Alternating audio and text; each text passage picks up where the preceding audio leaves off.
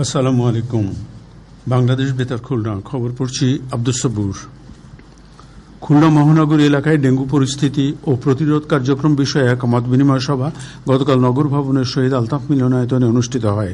KCC প্রশাসক নজরুল ইসলাম মঞ্জু এতে প্রধান অতিথি ছিলেন।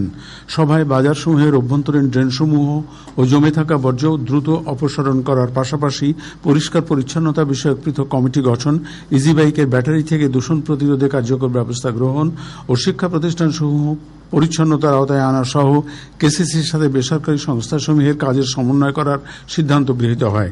কেসিসির প্রধান নির্বাহী কর্মকর্তা রাজীব আহমেদের সভাপতিত্বে খুলনা বিশেষায়িত হাসপাতালের পরিচালক doctor Sheikh Abu Shahin, medical college হাসপাতালের তত্ত্বাবধায়ক ডাক্তার মোহাম্মদ আখতারুজ্জামান, জেনারেল হাসপাতালের পরিচালক ডাক্তার মোহাম্মদ রফিকুল ইসলাম, নৌবাহিনী হাসপাতালের প্রধান নির্বাহী কর্মকর্তা লেফটেন্যান্ট কমান্ডার মোসাদ্দেকুল, খুলনা শিশু হাসপাতালের তত্ত্বাবধায়ক ডাক্তার প্রদীপ দেবনাথ ও গাজী মেডিকেল কলেজ হাসপাতালের পরিচালক ডাক্তার মুস্তফা আল মামুন সহ মহানগরীর বিভিন্ন বাজার, দোকান, রেস্তোরাঁ, ব্যবসায়ী সমিতির নেতৃবৃন্দ, পরিবহন সংশ্লিষ্ট কর্মকর্তা কর্মচারী এবং বিশ্ব স্বাস্থ্য সংস্থা ও বেসরকারি সংস্থার প্রতিনিধিগণ সভায় উপস্থিত ছিলেন। বর্তমান সরকারের নির্বাচনী ইশতেহারের অন্যতম একটি বিষয় ছিল সুস্থ সংস্কৃতি ও বিনোদন চর্চায় উদ্বুদ্ধকরণ। এবার এর উপর শুনুন আমাদের মাগুরা জেলা সংবাদদাতার পাঠানো একটি প্রতিবেদন। বর্তমান সরকারের নির্বাচনী ইশতেহারে সুস্থ সংস্কৃতি ও বিনোদন চর্চায় গুরুত্ব দেওয়া হয়েছে। তরুণ সমাজকে মাদক ও অপসংস্কৃতি থেকে দূরে রাখতে সাংস্কৃতিক কর্মকাণ্ড, খেলাধুলা ও বিনোদনমূলক আয়োজন বাড়ানোর উদ্যোগ নেওয়া হচ্ছে। এ বিষয়ে মাগুরা 1 আসনের সংসদ সদস্য মোহাম্মদ মনোয়ার হোসেন বলেন, সাংস্কৃতিক জগতে ইতিমধ্যে আপনারা অনেক বড় পরিবর্তন দেখেছেন। রবীন্দ্র নজরুল জয়ন্তী, নজরুল উৎসব, রবীন্দ্র উৎসব এবং একই সাথে বাংলাদেশের গ্রাম থেকে গ্রামাঞ্চলে মানুষের মধ্যে যে এক ধরনের অশান্তি বিরাজ করছে, এটা কিন্তু খুব গুরুত্বপূর্ণ। যখনই আপনি এই স্পোর্টস কালচার এইগুলোর দিকে ধাবিত হবেন, তখনই মাদক দ্রব্য যারা সেবন করে এবং যারা এই ব্যবসা করে তারাও কিন্তু অনেকখানি বাধাগ্রস্ত হবে। গান, নাটক, আবৃত্তি, লোকসঙ্গীত ও খেলাধুলার মতো ইতিবাচক কর্মকাণ্ডে তরুণদের সম্পৃক্ত করতে কাজ করছে সরকার। জেলা উপজেলা পর্যায়ে সাংস্কৃতিক অনুষ্ঠান, বইমেলা, ক্রীড়া প্রতিযোগিতা এবং বিনোদনমূলক আয়োজন বাড়ানোর উদ্যোগ নেওয়া হয়েছে। এ প্রসঙ্গে মাগুরা 1 আসনের সংসদ সদস্য মোহাম্মদ মনোয়ার হোসেন আরও বলেন, আমাদের নির্বাচনী ইশতেহারে যা বলেছিলাম তা আমরা ইনশাল্লাহ পালন করব। সুস্থ ধারার বিনোদন এবং সাংস্কৃতিক খেলাধুলা কিভাবে ডেভেলপ করে আগামীতে, এটা খুবই স্পষ্ট হয়ে যাবে মানুষের কাছে।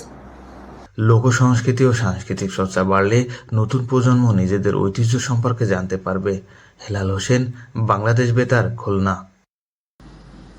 2025-26 অর্থ বছরে programme on agricultural and rural transformation for nutrition, entrepreneurship and resilience in Bangladesh পার্টনারের আওতায় কৃষকদের দক্ষতা ও উন্নয়নশীলতা বৃদ্ধির লক্ষ্যে যশোরের কেশবপুর উপজেলা পরিষদ মিলনায়তনে গতকাল পার্টনার কৃষক কংগ্রেস অনুষ্ঠিত হয়। জেলা কৃষি সম্প্রসারণ অধিদপ্তরের উপপরিচালক মোশাররফ হোসেন এতে প্রধান অতিথি ছিলেন। উপজেলা কৃষি কর্মকর্তার সভাপতিত্বে অনুষ্ঠানে উপজেলা নির্বাহী কর্মকর্তা, থানার ভারপ্রাপ্ত কর্মকর্তা ও উপজেলা সহকারী কমিশনার ভূমি সহ বিভিন্ন সরকারি দপ্তরের কর্মকর্তা ও কৃষক সহ বিভিন্ন শ্রেণী পেশার মানুষ এ সময় উপস্থিত ছিলেন। উপজেলা কৃষি সম্প্রসারণ অফিসের আয়োজন করে।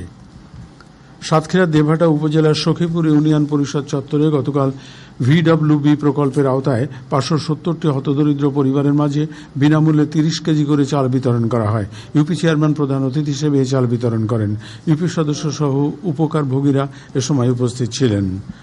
সাতক্ষীরায় প্রাথমিক শিক্ষা পদক 2026-এর জেলা পর্যায়ে ক্রীড়া, সাংস্কৃতিক, কুইজ ও কাবিং প্রতিযোগিতা গতকাল প্রাইমারি টিচার্স ট্রেনিং ইনস্টিটিউট প্রাঙ্গণে অনুষ্ঠিত হয়।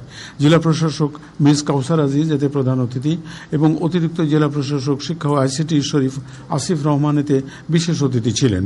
জেলা প্রাথমিক শিক্ষা কর্মকর্তার সভাপতিত্বে সংশ্লিষ্ট কর্মকর্তা সহ শিক্ষক শিক্ষার্থীরা এ সময় উপস্থিত ছিলেন। প্রতিযোগিতায় জেলার বিভিন্ন উপজেলা থেকে আগত শিক্ষার্থীরা অংশগ্রহণ করে। বর্ডার গার্ড বাংলাদেশ বিজিবি সদস্যরা গতকাল সাতক্ষীরার ভোমরা, মাদ্রা ও হিজলদি বিওপি এবং বাকাল চেকপোস্ট এলাকায় চোরাচালান বিরোধী পৃথক অভিযান চালিয়ে 21 লাখ টাকা মূল্যের বিপুল পরিমাণ ভারতীয় নিম্নমানের গলদারেনুর পোনা ও মোবাইল ফোনের যন্ত্রাংশ জব্দ করেছে। এ ব্যাপারে সংশ্লিষ্ট থানায় পৃথক মামলা দায়ের করা হয়েছে। খেলার খবর ক্রিকেট। সাতক্ষীরা জেলা স্টেডিয়ামে প্রাইম ব্যাংক স্কুল ক্রিকেট টুর্নামেন্টের বিভাগীয় পর্যায়ের গতকালের খেলায় যশোর সম্মিলন ইনস্টিটিউট 61 রানে মেহেরপুর জোরপুকুরিয়া স্কুলকে পরাজিত করেছে। যশোর সম্মিলন ইনস্টিটিউট প্রথমে ব্যাট করে 40 ওভারে 10 উইকেটে 185 রান করে। জবাবে মেহেরপুর জোরপুকুরিয়া স্কুল 35 ওভারের সবকটি উইকেটে 124 রান করতে সমর্থ হয়। ফুটবল। সাতক্ষীরার আশাশুনি উপজেলার চাপড়া আমিনউদ্দিন ক্রীড়া উদ্যানে গতকাল এক প্রীতি ফুটবল খেলায় হিন্দল যুব সংঘ 3-0 গোলে নবারুণ সংঘকে পরাজিত করেছে।